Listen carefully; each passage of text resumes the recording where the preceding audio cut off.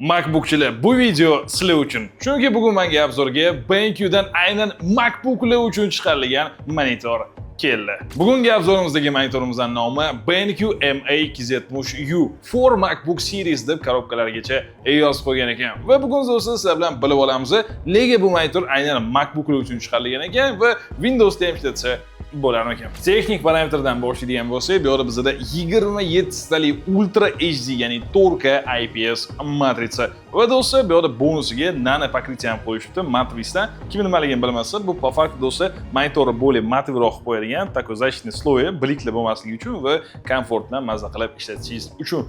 Ko'pchilik monitorlarda do'stlar bu opsional narsa va даже Apple saytiga kirsangiz qimmat monitorga uni alohida qo'ydirasiz, $1000 turadi. Lekin do'stlar, bu yerda bu zavoddan bor ekan. Albatta bunga like bosib qo'ysa arziydi. Rang chiqazib berish qobiliyatiga o'tirgan bo'lsak do'stlar, bu yerda zaявленный esa 99% sRGB va 95% DCI-P3 rang qoplamlari. В принципе do'stlar, qog'ozda bu juda ham yaxshi natija. No, realda do'stlar o'zini qanaqa ko'rsatar ekan, buni sizlar bilan tekshirib ko'ramiz. Tashqi ko'rinishiga keladigan bo'lsak do'stlar, bu yerda fikrim ozgina bo'linadi, ozgina kritika joyi ham bor. Вроде orqasidan qarasangiz, такой MacBook Silver versiyasiga juda ham o'xshaydi. Отсылкалар berilgan, такой birga-bir rangga chiqazib berishga harakat qilishgan, alyuminiy sifat qilib, no po faktu bu plastik do'stlar korpusi. Oldi tarafiga keladigan bo'lsak do'stlar, tepasi ham, mana ramkalari ham hammasi do'stlar qorada. Biz monitorni orqa tarafini ishlatmaymiz-ku, oldi taraf bilan ishlatamiz-ku. Nega mana shu joylarni ham mana shu silver rang qilib bo'yab qo'yishmagan ekan? Chunki stol ustiga turganda monitoringiz orqa taraf bilan emas, ya'ni oldi taraf bilan turadi. Agar oldi tarafi ham do'stlar mana shunday silver rang turganda MacBook bilan juda ham yaxshi connect qilardi, imенно vizual jihatlama. Именно mana shu bo'yicha do'stlar, takoy fikrim 50-50 bo'lindi. Oldingi avloddagi monitorlarda ham shunaqa edi do'stlar, hozir ham shunaqa qilsa ko'p uchlaydi. Orqa panelni yoki doshkasini oq tanlov yoki boshqa rang qilib qo'yishadi, lekin oldi panellari do'stlar, oldidagi korpusi, ayniqsa matrisaning atrofidagi tepa pastlari do'stlar baribir qora bo'lib turadi. Nimasi kayf degan shuni savol. Bu monitorga ham do'stlar bitta pretenziyamiz mana shunda, agar tepa yonlari hammasi takoy tanlov mana shu qolgan korpus rangi bo'lganda, unda просто perfect bo'lardi. Ergonomikasiga keladigan bo'lsa, bu yerda hammasi o'z joyida, monitor tepa pastga tushib chiqadi, vertikal qo'ysangiz ham bo'ladi, ekranchidan ilish imkoniyati ham bor. Va do'stlar, sizlarga обязательно maslahatim, bunaqa monitorlar olasizmi, даже $100 monitor olasizmi, crashdan ilish imkoniyati bor. $25 shunaqa turadi. $25 shu crashdan oling, mazza qilib ishlating va komfort darajangiz maksimal bo'ladi. Bu monitor ham do'stlar crashdan ilgan bo'lardim, chunki noshkasida tepasiga tushish imkoniyati bor, lekin baram pastki qismi juda ham katta bo'lganligi uchun hammaga ham komfortli bo'lmasligi mumkin. Bitta plus tomonni ko'rdim. Men pastki qismida takoy kojali покрытие joyi bor ekan. В принципе, MacBook yoki nimadir aksessuaringizni, device'ingizni qo'yib qo'ysangiz bo'ladi, po faktu monitor o'zidan zaryadga qilsangiz ham bo'ladi. Nega bu monitor aynan MacBooklar uchun chiqarilgan deb so'rasanglar, uni javobi do'stlar bitta. Bu monitorda 90 vattgacha zaryadga bera oladigan va DisplayPort vazifasini bajara oladigan Type-C porti bor. Va do'stlar, bu Thunderbolt emas, sразу aytaman. Bunaqa monitorga hech kim Thunderbolt qo'yib o'tirmaydi. Lekin do'stlar, bu yerda ikkita Type-C bor. Bittasi 15 vattli, ikkinchisi esa do'stlar 90 vattli. Po fakt do'stlar, bitta Type-C sim orqali Apple o'zining original yoki takoy Thunderbolt sifatini olsangiz, bitta sim orqali ulab qo'yasiz va monitoringizga ham izobrazение boradi, ham MacBookingiz do'stlar zaryadga oladi. Chunki do'stlar, bu yoq monitorning o'zi qalinligi bekorga emas, bu yoqda blok питанияsi встроенный по факту do'stlar, bu MacBookingizga zaryadga bera oladi. Asosiy fishkasi do'stlar mana shunda. Hamda mana shu USB portlari tufayli siz Apple boshqa device'larga ham bu monitor ulasangiz bo'ladi. Ya'ni Mac Pro, Mac Mini, Mac Studio, hatto iPhone, iPadlargacha bemalol ulasangiz bo'ladi, chunki bunaqa texnologiyani hammasi qo'llab-quvvatlaydi.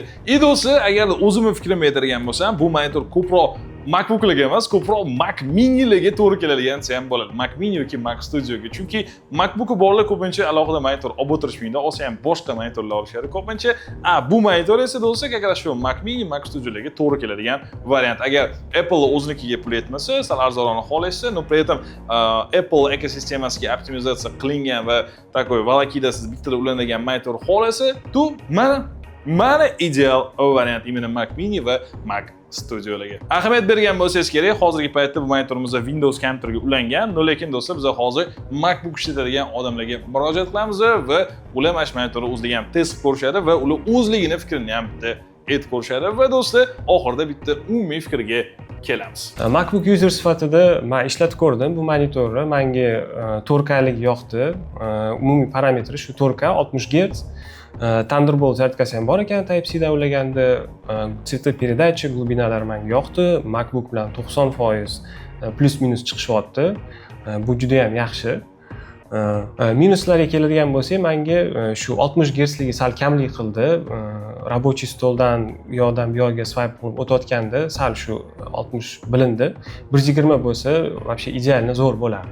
Ekrani matviy, bu yaxshi.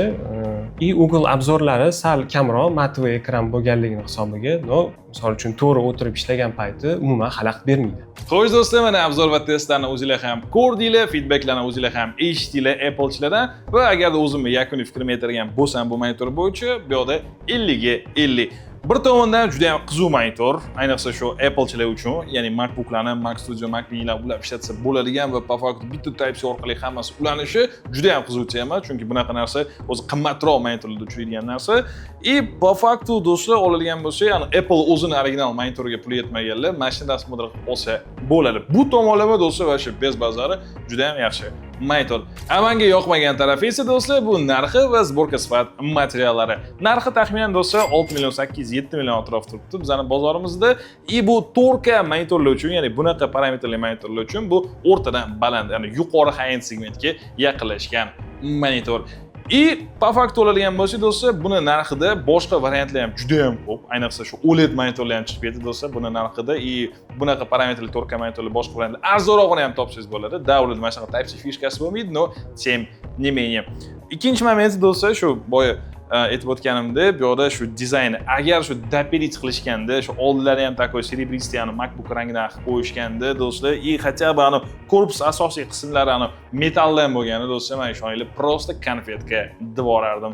Lekin do'stlar, bu yoqda ozgina ekonom qilishgan, takoy asosiy korpus plastikdan va oldi qismi qora qilishganligi uchun do'stlar, bu yoqda minus ball berishga majbur. Va mana shu monitorni bizga obzor uchun taqdim etib turgan Jushopti do'stlarimizga ad-dushay rahmat deymiz. Bizlarni juda ham ko'p videolarimizda qo'llab-quvvatlab turishadi va do'stlar, mana shu monitorni va boshqa assortimentdagi monitorlar ularning saytiga o'tib bemalol ko'rib tanlasangiz bo'ladi.